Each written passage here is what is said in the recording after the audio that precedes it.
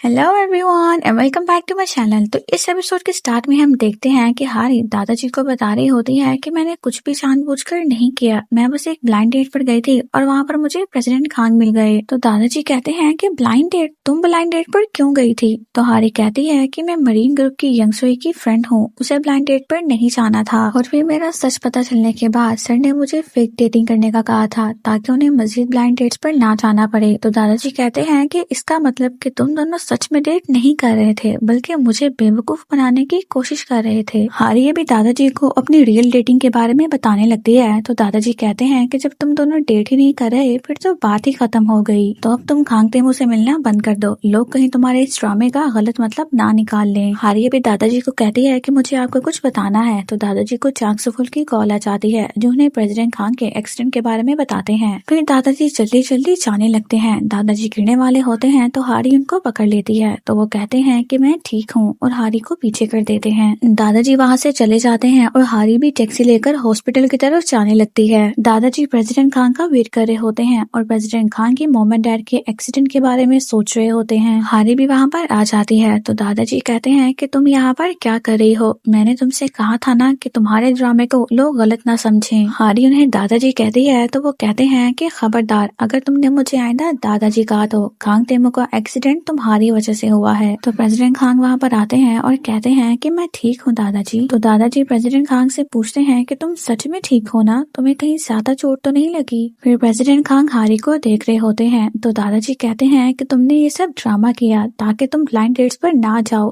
तुम्हारी हिम्मत कैसे हुई मुझसे झूठ बोलने की? हारी कहते हैं कि शुक्र है आप ठीक हैं, तो मैं चलती हूँ प्रेसिडेंट खान। हारी वहाँ से जाने लगती है तो प्रेसिडेंट खान उसे पकड़ते हैं और कहते हैं कि दादाजी हम दोनों कोई ड्रामा नहीं कर रहे। हारी प्रेसिडेंट खान को रोकती है तो प्रेसिडेंट खान उसका हाथ पकड़ते हैं और कहते हैं कि सच तो ये है मैं शिनहारी से बहुत प्यार करता हूँ। फिर दादाजी को रूम में दिखाते हैं। चांग सुफुल वहाँ पर आता है तो दादाजी उससे पूछते हैं कि तुम मुझे सच बताओ, इस बारे में तुम भी जानते थे ना? तो चांग सुफुल कहता है कि आई एम सॉरी सर। तो दादाजी कहते हैं कि ये तुम दोनों की मिली भगत थी, तुम दोनों के दोनों ही नालायक हो। प्रेसिडेंट खान आते हैं और कहते हैं कि दादाजी आप चांग सुफुल को कुछ ना कहिए, इसमें उसकी गलती नहीं है, वो मेरा सेक्रेटरी था इसलिए वो चुप रहा। दादाजी कहते हैं कि तुम होश में तो हो, क्या तुम बंद करोगे ये सब? प्रेसिडेंट खान कहते हैं कि ठीक है मैं ये सब बंद कर दूंगा, लेकिन इसके बाद आपको अपने पोते की उम्मीद छोड़नी होगी। तो दादाजी कहते हैं कि क्या मतलब, तुम क्या कहना चाहते हो? तो प्रेसिडेंट खान कहते हैं कि मैं हारी से बहुत प्यार करता हूँ और जितना प्यार मैं उससे करता हूँ मैं कभी किसी और से नहीं कर सकता, और अगर मैं हारी को छोड़ता हूँ तो मैं फिर से अपने आप को काम में डुबा लूंगा और शादी नहीं करूंगा। दादाजी कहते हैं कि तुम मुझे ब्लैकमेल कर रहे हो? तो प्रेसिडेंट खान कहते हैं कि नहीं दादाजी ऐसी कोई बात नहीं है। दादाजी कहते हैं कि अगर मैं मर भी जाऊँ क्या तब भी नहीं? तो प्रेसिडेंट खान कहते हैं कि जब वो आपसे गुम ही बनकर मिली थी तब तो वो आपको बहुत पसंद थी, तो आखिर अब क्या है? तो दादाजी कहते हैं कि तब मुझे पता नहीं था कि वो सब कुछ एक ड्रामा है और सब झूठ है, वो लड़की तो सर से लेकर पाँव तक झूठ है। तो प्रेसिडेंट खान कहते हैं कि उसको मैंने मजबूर किया था, मैंने उसे कॉन्ट्रैक्ट साइन करवाया था, सारी गलती मेरी है उसकी नहीं। तो अगर आपको नफरत करनी है तो मुझसे करें, उससे नहीं, उसे माफ कर दें क्योंकि सारी गलती मेरी है। आप हारी पर गुस्सा ना करें, मैं सच में उससे प्यार करता हूँ दादाजी, मैं सच कह रहा हूँ। फिर हारी और यंगसोई को दिखाते हैं। यंगसोई कहती है कि अच्छा है खान तेमो को ज्यादा चोट नहीं लगी, लेकिन फिर भी चेयरमैन खान को एक लम्हे के लिए झटका तो लगा ही होगा। तो हारी कहती है कि हाँ बिल्कुल। यंगसोई कहती है कि फिर दादाजी ने क्या कहा तुम्हें? पैसे पकड़ा के तुम्हें कह दिया होगा कि उससे ब्रेकअप कर लो। तो हारी कहती है कि तुम्हें इस वक्त मजाक सूझ रहा है। तो यंगसोई कहती है कि अरे नहीं यार मैं मजाक नहीं कर रही, तुम्हें याद है जब मैं कॉलेज में एक बैंड मेंबर को डेट कर रही थी और मेरे डैड ने उसे पैसे देकर कहा कि मेरी लाइफ से दफा हो जाए, और वो कमीना पैसे लेकर मेरी लाइफ से फुर हो गया। फिर वहाँ पर बारिश होने लगती है। यंगसोई कहती है कि अरे यार आजकल ये बिन मौसम बरसात क्यों हो रही है? हारी कहती है कि यंगसोई सॉरी पर अभी मुझे वापस हॉस्पिटल जाना होगा। तो यंगसोई कहती है कि क्यों, लेकिन अभी तो बारिश हो रही है। हारी कहती है कि हाँ मुझे पता है, लेकिन तुम प्लीज यहाँ साइड पे रोक दो। तो यंगसोई हारी को उतार देती है। फिर दादाजी को दिखाते हैं। चांग सुफुल उनसे घर जाने को कह रहा होता है। हारी भागते हुए वहाँ पर आती है और बारिश में भीगी हुई होती है। वहाँ पर दादाजी को देखती है तो कहती है कि बाहर बहुत ज्यादा बारिश हो रही थी और मुझे खांग तेमू की बहुत ज्यादा फिक्र हो रही थी, इसलिए मैं यहाँ पर आ गई। तो दादाजी कुछ भी नहीं कहते और वहाँ से चले जाते हैं। चांग सुफुल हारी को अंदर जाने का कहता है। हारी डोर से देखती है तो प्रेसिडेंट खान विंडो में खड़े बारिश को देख रहे होते हैं। रूम की लाइट्स ऑफ होती हैं। हारी लाइट ऑन करने वाली होती है तो प्रेसिडेंट खान उसे कहते हैं कि लाइट ऑन मत करना। तो हारी कहती है कि ठीक है, पर तुम वहाँ पर क्यों खड़े हो? तो प्रेसिडेंट खान कहते हैं कि बस विंडो से बाहर देख रहा था। लेकिन तुम वापस क्यों आई? फिर वो हारी को भीगा हुआ देखते हैं तो कहते हैं कि तुम मुझे मिस कर रही होगी ना? तो हारी कहती है कि मिस तो कर ही रही थी। फिर प्रेसिडेंट खान हारी को अपने पास बुलाते हैं। हारी को टावर दिखाते हैं और कहते हैं कि मेरे डैड अक्सर मुझसे कहा करते थे कि ये टावर किसी क्रिसमस ट्री जैसा दिखता है, तो तुम्हें क्या लगता है? तो हारी कहती है कि हाँ, तुम कह रहे हो तो मुझे भी एहसास हो रहा है। प्रेसिडेंट खान कहते हैं कि जिस दिन उन्होंने मुझे ये बात कही थी मैंने उन्हें पकड़ लिया था। वो मेरे क्रिसमस गिफ्ट रैप कर रहे थे और मैंने उन्हें देख लिया। मैंने उनसे रो रो कर पूछा क्या सेंटा क्लॉज असली नहीं है? मॉम ने मुझे बहुत समझाने की कोशिश की। हारी कहती है कि तुम्हारे मॉम एंड डैड तो डर गए होंगे। प्रेसिडेंट खान कहते हैं कि फिर मॉम ने मुझसे कहा कि सेंटा क्लॉज बहुत ज्यादा बिजी थे तो इसलिए उन्होंने डैड से कह दिया कि आप टेमू के गिफ्ट्स को रैप कर दो। हारी कहती है कि अच्छा बहाना था। तो प्रेसिडेंट खान कहते हैं कि फिर इसी वजह से कुछ साल और सेंटा क्लॉज पर मेरा यकीन बना रहा। फिर वो दोनों बारिश को देख रहे होते हैं। प्रेसिडेंट खान कहते हैं कि पता नहीं कितने सालों बाद मैं बारिश को इस तरह से देख रहा हूँ। थैंक यू सो मच ऐसे वापस आने के लिए। तुम वापस आ गई क्योंकि तुम्हें मेरी फिक्र थी। मुझे बहुत ज्यादा गुस्सा आता था जब कोई मुझ पर तरस खा के मुझे समझाता था। मुझे लगता था कि वो मेरी फीलिंग्स ही नहीं समझते और इसी वजह से मुझे ऐसे लोगों की बातें खोखली लगने लगी। तो फिर इसलिए मैंने भी उन्हें दिखाना शुरू कर दिया कि मैं बिल्कुल ठीक हूँ, लेकिन अंदर से मैं पूरी तरह से बिखर चुका था। कुछ वक्त के लिए मैं बहुत ज्यादा तकलीफ में रहा था। हारी कहती है कि जो हुआ बहुत मुश्किल से सहा होगा। प्रेसिडेंट खान कहते हैं कि मेरे पेरेंट्स का एक्सीडेंट मेरी वजह से हुआ था। फिर हमें फ्लैशबैक दिखाते हैं जब प्रेसिडेंट खान के मॉम एंड डैड जा रहे होते हैं। प्रेसिडेंट खान उनसे कहते हैं कि आप क्यों जा रहे हैं? आज तो मेरा बर्थडे है, आपने वादा किया था आप मेरे साथ पार्क जाएंगे। तो प्रेसिडेंट खान के डैड कहते हैं कि तेमू हम बहुत जल्दी वापस आ जाएंगे। फिर प्रेसिडेंट खान के मॉम एंड डैड वापस आ रहे होते हैं और प्रेसिडेंट खान को वो बता रहे होते हैं कि हम आ रहे हैं लेकिन हम थोड़े से लेट हो जाएंगे। तो प्रेसिडेंट खान उनसे कहते हैं कि आप लोग जल्दी वापस आओ, आप लोग बहुत लेट हो, जल्दी आओ जल्दी। प्रेसिडेंट खान अपने दादाजी के साथ होते हैं और वे कहते हैं कि तेमू इतनी जल्दी नहीं करते। और फिर वो खान तेमू के मॉम से कहते हैं कि ठीक है तुम लोग अब जल्दी आ जाओ। प्रेसिडेंट खान दादाजी से कहते हैं कि मॉम आ रही है ना? तो दादाजी कहते हैं कि हाँ वो जल्दी से आ रही हैं। बहुत तेज बारिश हो रही होती है। प्रेसिडेंट खान के डैड को साफ दिखाई भी नहीं दे रहा होता लेकिन फिर भी वो बहुत ज्यादा स्पीड से कार ड्राइव करते हैं और फिर इसी वजह से उनका एक्सीडेंट भी हो जाता है। प्रेसिडेंट खान और दादाजी भी वहाँ पे आ जाते हैं। दादाजी प्रेसिडेंट खान की आंखों में हाथ रखते हैं कि तेमू तुम ये सब कुछ मत देखो। प्रेसिडेंट खान कहते हैं कि मुझे सपने में मेरे मॉम एंड डैड का चेहरा दिखाई नहीं देता, वो बस मुझे पीछे से नजर आते हैं और हर बार मुझे ऐसा ही लगता है कि वो मुझसे नफरत करते हैं और उनकी मौत का जिम्मेदार मैं ही हूँ और इसीलिए सपनों में भी वो दोनों मुझे अपना चेहरा नहीं दिखाते, कभी भी नहीं। हारी कहती है कि ये सब कुछ तुम्हारा एक वहम है। तुम्हें पता है तुम्हारे चेहरे पर एक अजीब सी मुस्कान थी जब तुम अपने पेरेंट्स के बारे में बात कर रहे थे और फिर उस मुस्कान को देखकर ऐसा लगा जैसे वो बचपन में तुम्हें बहुत प्यार करते थे और प्यार करने वाले कभी भी ऐसे नफरत नहीं कर सकते। अब तो तुम्हारी कहानी सुन के मुझे डर लग रहा है, कहीं तुम्हें ऐसा तो नहीं लग रहा कि तुम्हारा एक्सीडेंट मेरी वजह से हुआ है? तो प्रेसिडेंट खान कहते हैं कि ऐसा बिल्कुल भी नहीं है, तुमने ऐसा सोचा भी कैसे? हारी कहती है कि बिल्कुल वैसे ही जैसे तुमने सोचा। कोई भी माँ बाप अपने बच्चे से नफरत करे ये सोचना गलत ही नहीं बल्कि गुनाह है। वो तो हमेशा यही चाहते होंगे कि तुम खुश रहो। प्रेसिडेंट खान कहते हैं कि मुझे लगता था कि मुझे इस चीज का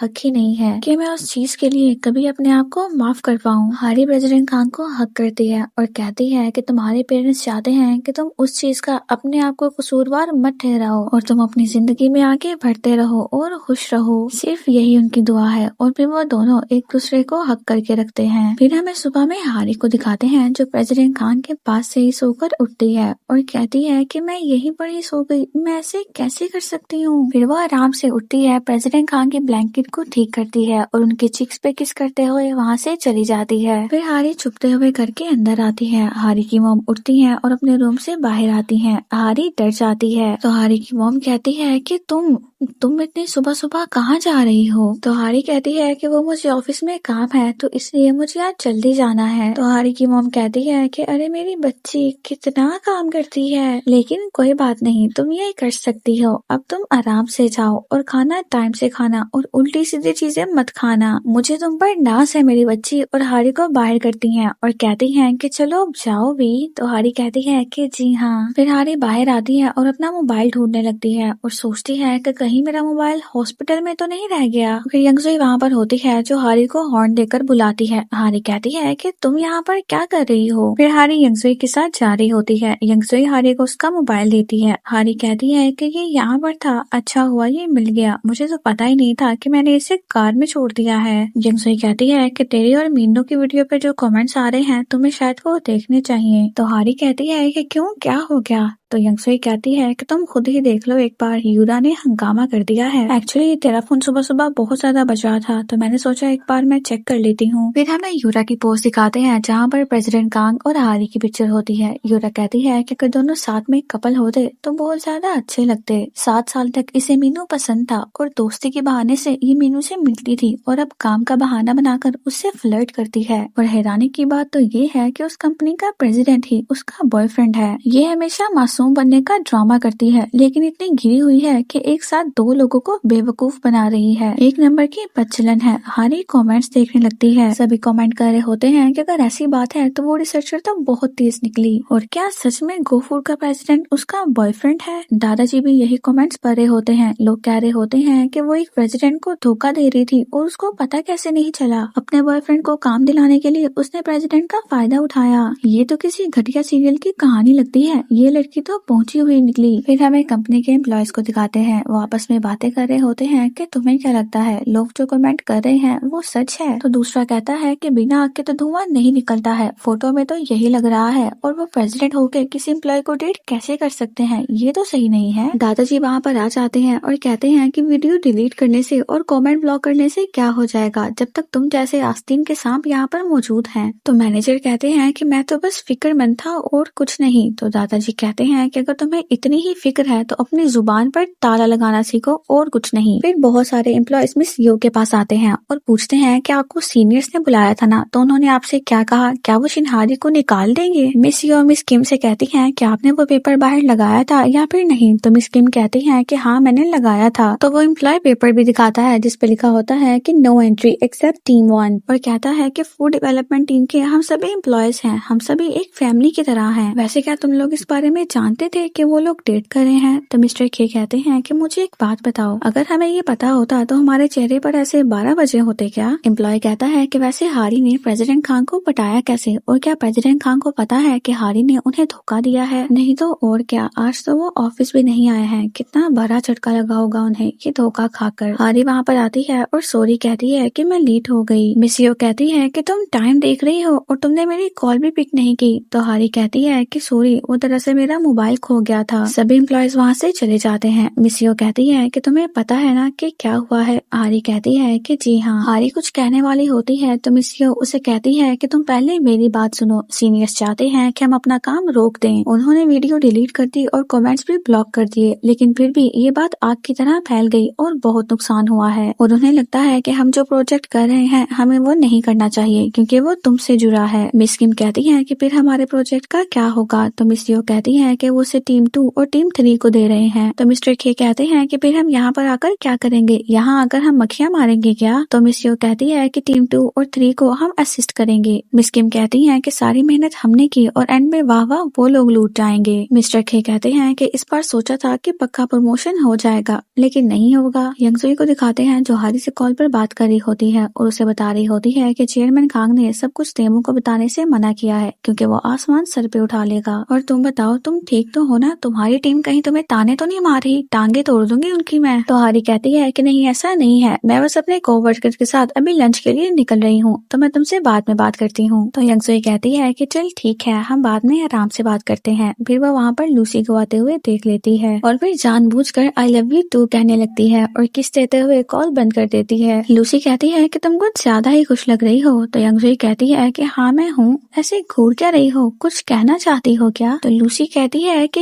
यू बी वेरी केयरफुल, तुम अपने पापा को जानती नहीं हो क्या? तो यंग सोई कहती है कि लगा दी ना नजर। तो लूसी कहती है कि ऑफिस में तुम्हें अपनी लव लाइफ का ढिंडोरा पीटने की जरूरत नहीं है। अगर तुम्हारे डैड को चांग सुफुल के बारे में पता चल गया तो अच्छा नहीं होगा। यंग सोई कहती है कि तुम अपना काम करो और अगर मेरे डैड को तुमने कुछ बताया ना तो मैं तुम्हें मार डालूंगी। तो लूसी कहती है कि डोंट वरी, मैं ये तुम्हारे लिए नहीं कर रही और ना ही ये मैं तुम्हें बता सकती हूँ, क्योंकि अगर मैं कुछ करूंगी तो चांग सुफुल को बुरा लगेगा। ये बस एक तरफा प्यार के लिए है, तुम समझ रही हो ना मैं क्या कह रही हूँ। और फिर वहाँ से चली जाती है। यंग सोई कहती है कि एक तरफा प्यार। फिर लूसी को देखती है तो कहती है कि सच में हमारी चॉइस एक जैसी है, सो सैड। फिर हारी अकेली बैठी होती है और सोच रही होती है कि शायद आज मुझे ऑफिस आना ही नहीं चाहिए था। फिर हारी के टीम मेंबर्स भी पीछे आकर बैठते हैं। हारी जल्दी से जाकर छुप जाती है। मिस किम कहती है कि पता नहीं हारी कहाँ गई है, आज तो वो मुझे कैंटीन में भी नहीं दिखी। तो मिस्टर खे कहते हैं कि उसकी फिक्र करना छोड़ो और अपनी फिक्र करो, किसी और की गलती की सजा भुगतने वाले हैं। हारी भी ये सब सुन रही होती है और सैड हो जाती है। फिर वहाँ पर लड़की और लड़का आकर बैठते हैं। लड़का कहता है क्या तुम्हें पता है फूड डेवलपमेंट टीम 1 की लड़की प्रेसिडेंट खान को डेट कर रही है और मैंने सुना है कि शायद इसी वजह से उसे मेगा हिट अवार्ड मिला था। लड़की कहती है कि क्या सच में? लेकिन मैंने उसकी फोटो देखी है, वो इतनी भी अच्छी नहीं दिखती, पता नहीं प्रेसिडेंट खान को कैसे पटाया होगा। तो लड़का कहता है कि मैंने तो सुना है कि उसका दूसरे लड़कों के साथ भी चक्कर चल रहा था। मिस्टर खे उन दोनों के पास जाते हैं और हंसने लगते हैं और कहते हैं कि मजा आ रहा है ना झूठ बोलकर और उसी झूठ पर खुल के हंसने पर। तो वो लड़का पूछता है कि आप कौन है? तो मिस्टर खे कहते हैं कि मैं टीम 1 में हूँ, सेम उसी लड़की की तरह जिसकी तुम बात कर रहे हो। मैं टीम 1 का एसोसिएट डायरेक्टर हूँ। तो वो दोनों उठ जाते हैं और कहते हैं कि सॉरी। मिस्टर खे कहते हैं कि मेरी बात ध्यान से सुनो, उसे मेगा हिट अवार्ड इसलिए नहीं मिला था कि वो प्रेसिडेंट को डेट कर रही थी, बल्कि वो बहुत ज्यादा काबिल है। और फिर मिस किम से कहते हैं कि ऐसा है या फिर नहीं। तो मिस किम कहती है कि जी हाँ, वो शुरू से ही अपने काम में बहुत अच्छी थी।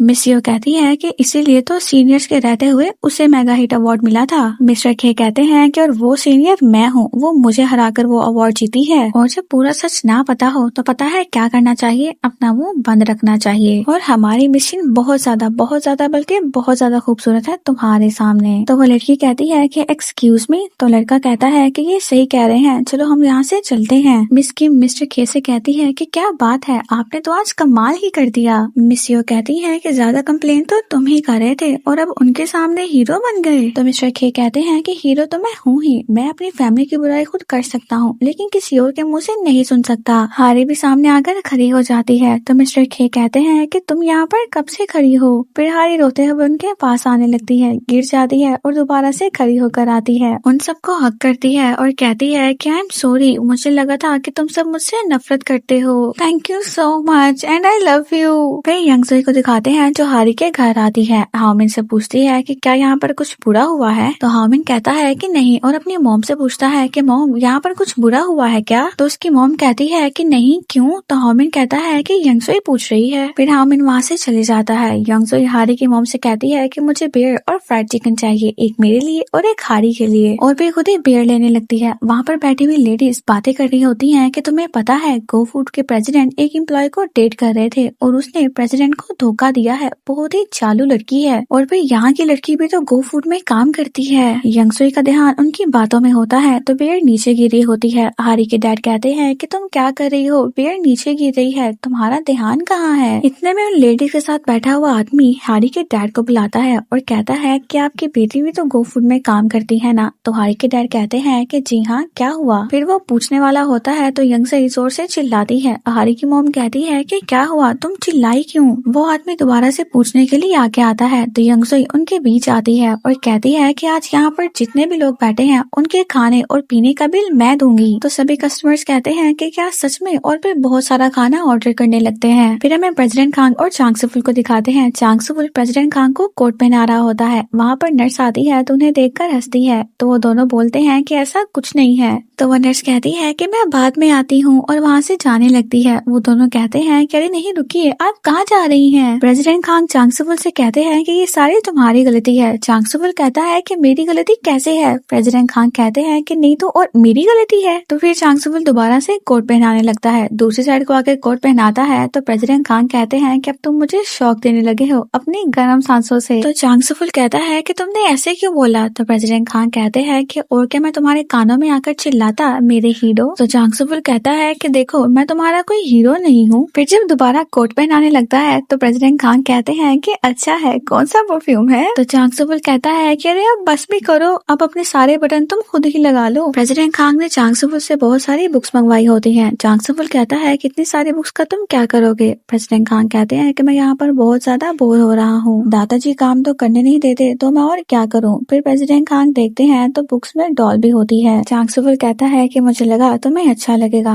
तो अब तुम मिस शिनहारी के बारे में क्या करोगे? चेयरमैन तो पूरी तरह से शिनहारी के खिलाफ है और तुम चेयरमैन से लड़ नहीं सकते। प्रेसिडेंट खान कहते हैं कि तुम मुझे बताओ, क्या तुम यंगसुई को छोड़ देते अगर उसके डैड ना मानते? मुझे दादाजी के लिए बुरा लगता है लेकिन मैं हारी को छोड़ नहीं सकता। फिर हमें यंगसुई और हारी को दिखाते हैं। यंगसुई कहती है कि यार मैंने दूसरों के खाने पर इतने पैसे उड़ा दिए, इस बिल को तो मुझे फ्रेम करवाना पड़ेगा। तो हारी कहती है कि तुम्हें क्या जरूरत थी सबका बिल भरने की? यंगसुई कहती है कि और क्या करती, तेरी पोल ऐसे ही खुलने देती क्या? हारी कहती है कि थैंक यू। यंगसुई कहती है कि इस महीने तो पहले ही मेरे पास पैसे कम है, अब तो मैं कंगाल हो जाऊंगी। फिर यंगसुई के गर्दन में मोच आता है तो हारी उसे दबाने जाती है। यंगसुई कहती है कि शुक्र मनाओ मेरी जैसी प्यारी दोस्त मिली है तुम्हें। हारी कहती है कि मुझे पता है, इसीलिए तो मैं नखरे उठाती हूँ तुम्हारे। यंगसुई कहती है कि ये सब कुछ उस कमीनी यूरा की वजह से हुआ है और वो दोनों ये सब कुछ करके छुप गए हैं क्या? तुम्हें मीनू का फोन आया है कि नहीं? हारी कहती है कि फोन आया तो था लेकिन मैंने उठाया नहीं। तो यंगसुई कहती है कि क्यों नहीं उठाया, उठा के गालियां देनी चाहिए थी ना उसे। हारी कहती है कि पहले मुझे भी यही लगा था लेकिन मैंने सोचा कि गलती मेरी भी तो है। वहाँ एक कमेंट में लिखा हुआ था कि अगर 7 साल से मुझे उस पर क्रश था तो मैं भी तो उसकी स्टॉकर ही हुई ना। यंगसुई कहती है कि तू तो पागल है जो ऐसे कमेंट्स को अपने दिल पे ले रही है। तो हारी कहती है कि तुमने भी तो कहा था कि मैं उसके लिए पागल हूँ। यंगसुई कहती है कि तब तो अलग बात थी ना। तो हारी कहती है कि अगर मेरी बेस्ट फ्रेंड को भी ऐसा लगता था तो सोचो यूरा कितनी हर्ट हुई होगी, उसका भी कितना दिल टूटा होगा। तो एक तरह से समझ लो कि हिसाब बराबर हो गया। यंगसुई कहती है कि वाह तू तो बहुत महान है, मैं होती तो मुंह तोड़ती थी उसका। पागल कहीं की चुड़ैल, पता है ना सब मुझे गुंडी कहा करते थे, अभी भी कुछ भूली नहीं हूँ मैं। और फिर वो दोनों एक दूसरे को हक करती हैं। फिर हारी को उसके रूम में दिखाते हैं, उसे एक अननोन नंबर से कॉल आती है। हारी कॉल पिक करती है तो आगे से कहता है क्या मेरी बात शिनहारी से हो रही है? हारी कहती है कि जी हाँ, आप कौन बोल रहे हैं? तो वो प्रेसिडेंट खान होते हैं और कहते हैं कि आप एक जरूरी काम करना भूल गई हैं, क्या आपको याद है कि वो जरूरी काम क्या है? हारी कहती है कि ये क्या कर रहे हो तुम? तो प्रेसिडेंट खान कहते हैं कि क्या कर रहा हूँ, अपनी गर्लफ्रेंड से बात कर रहा हूँ जो अपने जख्मी बॉयफ्रेंड को भूल गई है, मुझे तो लगा था कि तुम मुझसे मिलने आओगी। तो हारी कहती है कि I am really sorry, actually आज मैं बहुत ज्यादा बिजी थी। प्रेसिडेंट खान कहते हैं कि तुम्हें पता है मैं अभी किसके साथ हूँ? तो हारी कहती है कि किसके साथ हो तुम, कौन है वो? प्रेसिडेंट खान कहते हैं कि एक दोस्त है वो, और हारी शायद तुम उसे जानती भी हो। हारी कहती है कि मैं जानती हूँ, कौन है वो? प्रेसिडेंट खान कहते हैं कि एक अच्छी दोस्त है, ऐसी दोस्त जिसे मैं अपने दिल की सारी बातें बताता हूँ। वैसे हारी काफी हद तक दिखने में वो तुम्हारे जैसी है। तो हारी को डॉल याद आ जाती है। हारी कहती है कि फिर तो वो बहुत ज्यादा क्यूट होगी, क्यूट है ना? तो प्रेसिडेंट खान कहते हैं कि बिल्कुल नहीं, वो तो बहुत ज्यादा अगली है। तो हारी कहती है कि क्या कहा?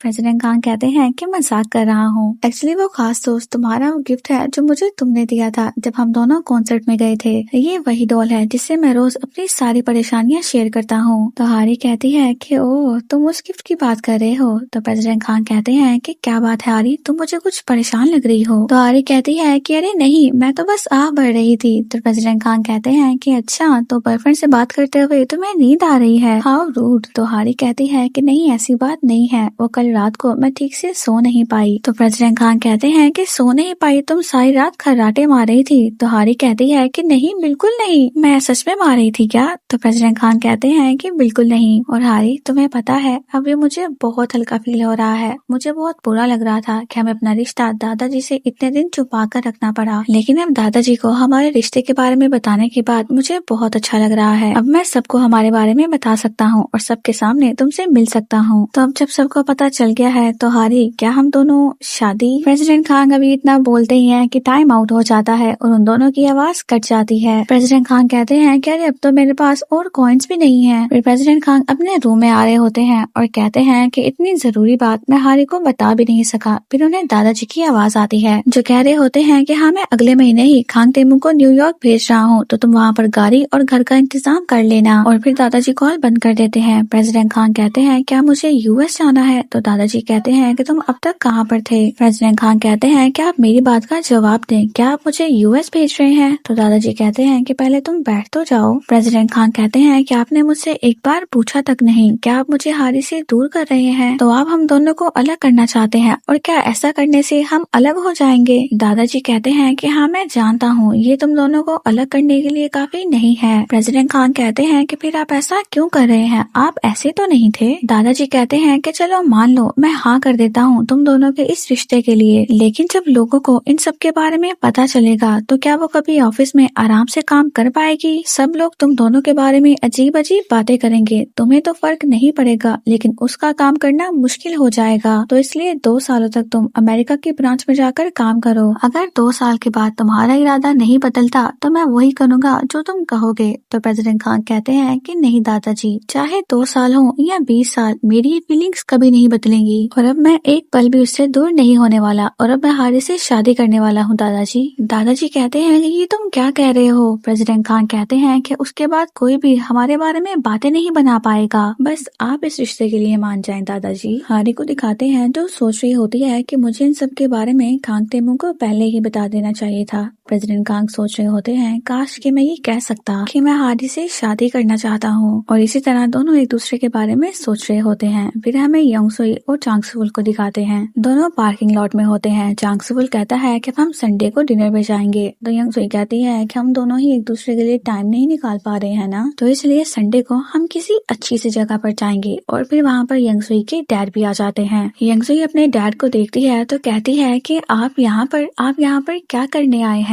तो यंग सुई के डैड कहते हैं कि मैं तुमसे मिलने आया हूँ, इतना तो हक मैं रखता हूँ। और फिर चांग सुफुल के बारे में पूछते हैं। चांग सुफुल कहता है कि हेलो सर, मेरा नाम चांग सुफुल है। तो वो कहते हैं कि तुम मेरी बेटी के बॉयफ्रेंड हो? यंग सुई कहती है कि आप मुझ पर नजर रखवा रहे हैं? तो यंग सुई के डैड कहते हैं कि मुझे इसकी जरूरत नहीं पड़ती क्योंकि तुम्हारी हर खबर मुझ तक ऐसे ही पहुँच जाती है। चांग सुफुल कहता है कि सॉरी, मैं आपसे पहले नहीं मिल सका। तो यंग सुई के डैड कहते हैं कि इसने तुम्हें मुझसे छुपा कर रखा क्योंकि ये तुम्हें मुझसे मिलवाना ही नहीं चाहती थी, तो क्या फिर हम साथ में बैठकर डिनर करें? तो यंग सुई कहती है कि आप चाहते क्या है पापा? तो यंग सुई कहती है कि तुमने सुना नहीं है क्या, मैं तुम दोनों को डिनर पे बुला रहा हूँ, तो नेक काम में देरी कैसी? और फिर मैं सोच रहा हूँ कि हम लोग आज ही मिलें। फिर हारी और उसकी टीम काम कर रही होती है। मिस किम कहती है कि मुझे पता है कि हमें उनकी हेल्प करनी है, लेकिन वो लोग तो सारा काम ही हमसे करवा रहे हैं। हारी कहती है कि एक तरह से तो अच्छा ही है, अपने प्रोजेक्ट पे हमें खुद ही काम करना पड़ रहा है। मिस रखे कहते हैं कि दिल तो करता है इनके हाथ में इस्तीफा दे मारूं, लेकिन क्या करूं,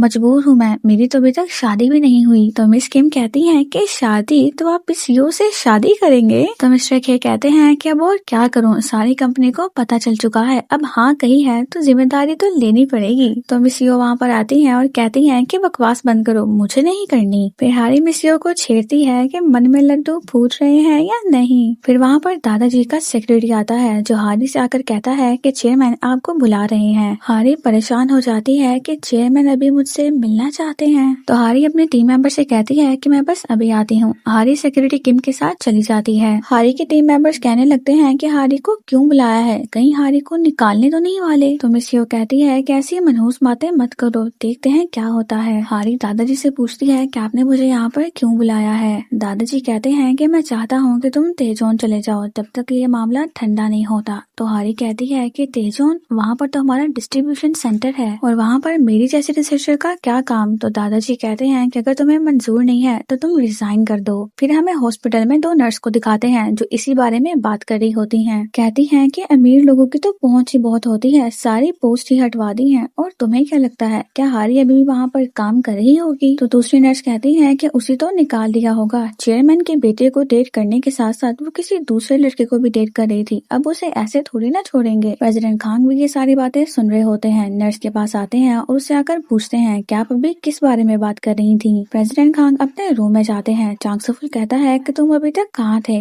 प्रेसिडेंट खान कहते हैं कि तुमने मुझे इस बारे में पहले क्यों नहीं बताया? तुम्हें तो कम से कम मुझे बताना चाहिए था। बेचारी हारी इन सब का अकेले सामना कर रही है और मैं यहाँ पर हूँ। और फिर जल्दी से अपनी बैंडेज हटाने लगते हैं। चांग सुफुल कहता है कि तुम अभी ऑफिस जाओगे, तुम पहले दादाजी का गुस्सा ठंडा होने दो। तो प्रेसिडेंट खान कहते हैं हैं कि एक तो पहले ही इतनी देर हो गई है और तुम मुझे अभी भी रोक रहे हो, अब मुझे जाना ही होगा। फिर प्रेसिडेंट खान ऑफिस आते हैं। मिस किम प्रेसिडेंट खान को आते हुए देख लेती है और अपनी टीम मेंबर्स को जाकर बताने लगती है। प्रेसिडेंट खान भी भागते हुए वहाँ पर आते हैं और फिर उन सबसे पूछते हैं कि हारी कहाँ है, मुझे उससे बात करनी है। मिस यो कहती है कि चेयरमैन सर ने उसे मिलने के लिए बुलाया था। मिस्टर खे कहते हैं कि वो काफी देर पहले ऊपर गई थी और अभी तक वो वापस नहीं आई। प्रेसिडेंट खान दादाजी के पास जाते हैं। दादाजी उसे कहते हैं कि तुम यहाँ पर क्या कर रहे हो। प्रेसिडेंट खान कहते हैं कि हारी यहाँ पर क्यों आई थी और आपने उससे क्या कहा है। दादाजी कहते हैं कि मैंने उसे दूसरी ब्रांच में जाने का कहा है और अगर उसे ये बात मंजूर नहीं है तो वो रिजाइन कर दे। प्रेसिडेंट खान कहते हैं कि आपको ये सब करने की क्या जरूरत थी। दादाजी कहते हैं कि तुम्हें पता चल गया होगा कि उसने क्या किया है, उसकी वजह से हमारी कंपनी चारों तरफ बदनाम हो रही है। तो प्रेसिडेंट खान कहते हैं कि इसमें आखिर उसकी क्या गलती थी,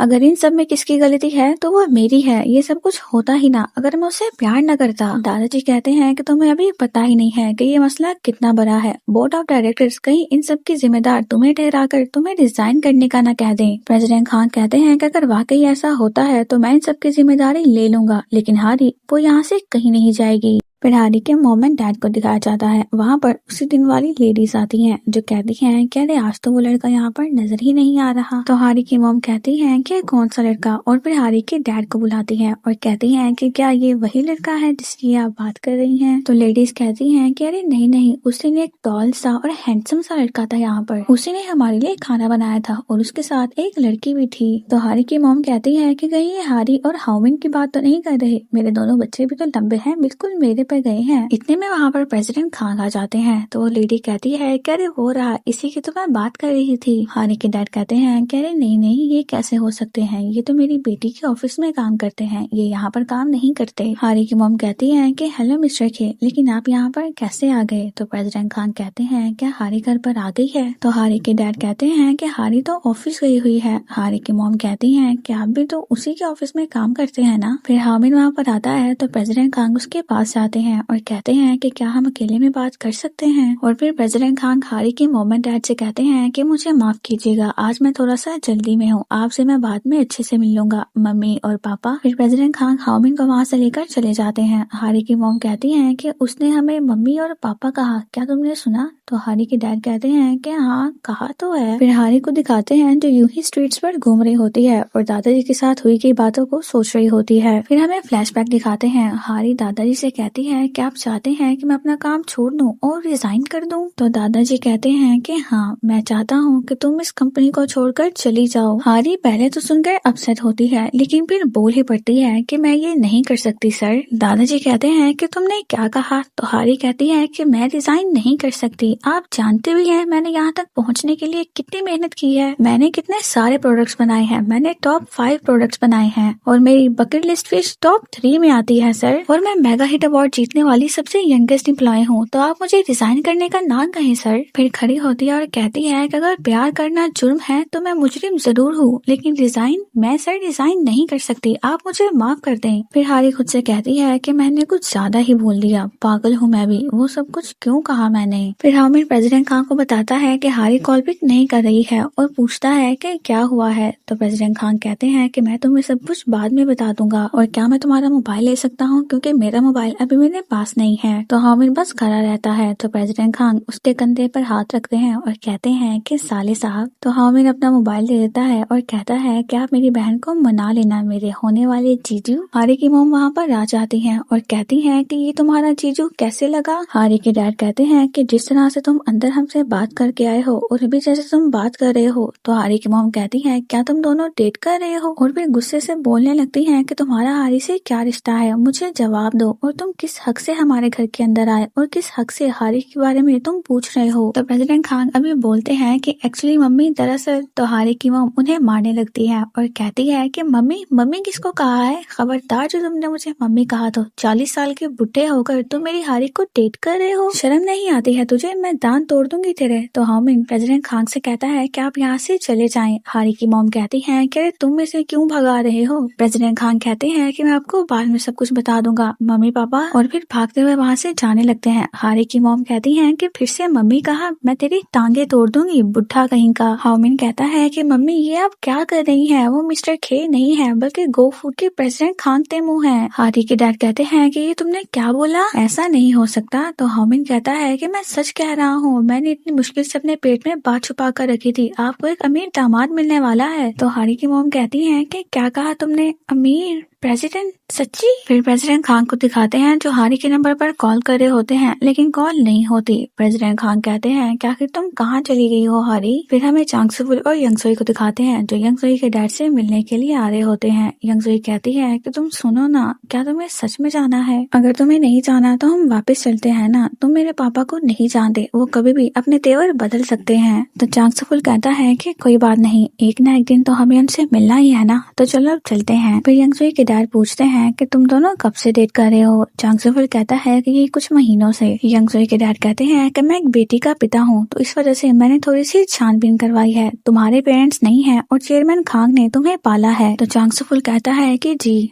तो यंगसुई के डैड कहते हैं कि अब तुम पर उनके एहसान है तो तुम सिर्फ उन्हीं की कंपनी में काम कर सकते हो, तुम कहीं और काम नहीं कर सकते। तो यंगसुई चांगसुफुल से कहती है कि चलो यहाँ से। उसके डैड उसे रोकते हैं तो यंगसुई कहती है कि पापा ये बहुत ज्यादा हो रहा है, आप आखिर इससे ऐसे सवाल कैसे पूछ सकते हैं? तो यंगसुई के डैड कहते हैं कि आखिर इसमें गलत क्या है, ये मेरा दामाद बन सकता है, तुम मेरी एक लूती बेटी हो तो इसलिए मैंने इससे पूछा है कि ये मेरा बिजनेस संभाल पाएगा या फिर नहीं, तो क्या इसमें कुछ गलत है? तो यंगसुई कहती है कि मतलब फिर आपको हमारे रिश्ते से कोई प्रॉब्लम नहीं है? तो यंगसुई के डैड कहते हैं कि अगर मुझे कोई प्रॉब्लम होती तो मैं तुम लोगों को ऐसे डिनर पर क्यों बुलवाता, मुझे पता है पीछे जिंदगी में मेरी वजह से तुम्हें बहुत मसले हुए हैं, लेकिन अब मैं चाहता हूँ कि मेरा और मेरी बेटी का रिश्ता पहले की तरह अच्छा हो जाए, तो क्यों ना फिर हम अपनी जिंदगी में पहले की तरह एक नई शुरुआत करें। तो यंगसुई फिर तुम घर वापस आ जाओ। यंगसुई कोई भी जवाब नहीं दे रही होती तो चांगसुफुल उसे बुलाता है। तो यंगसुई कहती है कि ठीक है, लेकिन घर वापस आने के बारे में मैं आपको सोच के बताऊंगी। फिर जब यंगसुई और चांगसुफुल वापस जा रहे होते हैं तो चांगसुफुल यंगसुई से पूछता है कि तुम क्या सोच रही हो? तो यंगसुई कहती है कि मैं पापा के बारे में सोच रही हूँ, मैंने सुना है कि अक्सर लोग मरने से पहले अच्छे हो जाते हैं, तो कहीं कोई बीमारी तो नहीं हो गई मेरे डैड को? तो चांगसुफुल कहता है कि मुझे नहीं लगता कि ऐसा कुछ है, तो जब कुछ अच्छा होता है तो हमें अच्छा ही सोचना चाहिए, तो बेकार में हमें बुरी बातें नहीं सोचनी चाहिए। तो यंगसुई कहती है कि लेकिन मैंने उन्हें ऐसा कभी नहीं देखा। फिर उसे अचानक से छींक आ जाती है। यंगसुई टिश्यू ढूंढ रही होती है तो वहाँ पर उसे रिंग बॉक्स मिलता है। यंगसुई कहती है कि ये क्या है? चांगसुफुल कहता है कि ये कुछ नहीं है, तुम इसे वापस रख दो। तो यंगसुई कहती है कि ये मेरे लिए है ना। फिर रिंग देखती है और कहती है कि अंगूठी, वो भी डायमंड की, तो तुम मुझे प्रपोज करोगे? तो चांगसुफुल कहता है कि वो तुम्हारा बर्थडे आने वाला है ना, तो ये तुम्हारा बर्थडे प्रेजेंट है। तो यंगसुई कहती है कि यानी तुम मुझे प्रपोज नहीं करोगे? तो चांगसुफुल कहता है कि नहीं, मैं तुम्हें प्रपोज तो करना चाहता था लेकिन तुम्हारे डैड से मुझे परमिशन नहीं मिली थी और तुम्हारी फीलिंग्स क्या है मुझे इसका भी नहीं पता था। यंगसुई कहती है कि फिर अब तो पापा से परमिशन मिल गई है तुम्हें और मुझे भी तुमसे शादी करनी है, तो बताओ फिर तुम मुझसे शादी करोगे? तो चांगसुफुल अपनी गाड़ी रोक देता है और गाड़ी से बाहर आ जाता है। यंगसुई कहती है कि क्या हुआ? चांगसुफुल यंगसुई के पास आता है और उसे भी गाड़ी से बाहर लेकर आता है। यंगसुई कहती है कि क्या तुम मुझसे शादी नहीं करना चाहते? तो चांगसुफुल कहता है कि ऐसा नहीं है, मुझे भी बोलने का मौका दिया करो। फिर वो यंगसुई से रिंग लेता है, घुटनों के बल बैठता है और उससे पूछता है क्या तुम मुझसे शादी करोगी? और फिर यंगसुई भी खुश हो जाती है। फिर हमें हारी को दिखाते हैं जो नामसन टावर के पास होती है। फिर अपना मोबाइल देखती है तो कहती है कि ये हाओमिन को क्या हो गया है, इतनी कॉल्स और एक वॉइस मैसेज भी भेजा है इसने मुझे। हारी वॉइस मैसेज सुनती है तो वो प्रेसिडेंट खांग होते हैं। वो कहते हैं कि हारी तुम कहाँ हो, मैंने तुम्हें हर जगह ढूंढा है लेकिन तुम मुझे नहीं मिली, क्या तुम मुझसे नाराज हो और कहीं छुप गई हो? तो प्लीज अब तुम मुझे कॉल करो। फिर हमें प्रेसिडेंट खांग को दिखाते हैं जो हारी को ढूंढ रहे होते हैं। फिर उन्हें हारी की कॉल आती है। प्रेसिडेंट खांग जल्दी से उसे पूछते हैं कि हारी तुम कहाँ पर हो? तो हारी कहती है कि मैं नामसन टावर के पास हूँ। प्रेसिडेंट खांग कहते हैं कि तुम वहाँ पर क्या कर रही हो? हारी कहती है कि पता नहीं, बस मैं चलते चलते यहाँ पर पहुँच गई। तो प्रेसिडेंट खांग कहते हैं कि अब तुम वहाँ से हिलना मत, मैं तुमसे मिलने के लिए आ रहा हूँ, और जल्दी से हारी के पास आने लगते हैं। हारी बहुत देर से प्रेसिडेंट खांग का वेट कर रही होती है और बार बार टाइम भी देख रही होती है। फिर जब वो टावर से नीचे जाने लगती है तो उसको प्रेसिडेंट खांग मिल जाते हैं। प्रेसिडेंट खांग आते ही हारी को गले से लगा लेते हैं और कहते हैं कि तुम्हें पता है मुझे कितनी फिक्र हो रही थी? हारी कहती है कि मैं अपना ख्याल रख सकती हूँ। तो बजरंग खान कहते हैं कि दोबारा कभी भी मुझे बिना बताए मुझसे दूर मत जाना हारी। तो हारी हाँ में सर हिलाती है और बजरंग खान उसे दोबारा से हक कर लेते हैं। फिर हमें उन दोनों को एक होटल रूम में दिखाया जाता है जहाँ पर वो दोनों सारी रात एक दूसरे के साथ होते हैं। और भी यहीं पर हमारी आज की एक्सप्लेनेशन खत्म हो जाती है। See you in the next episode.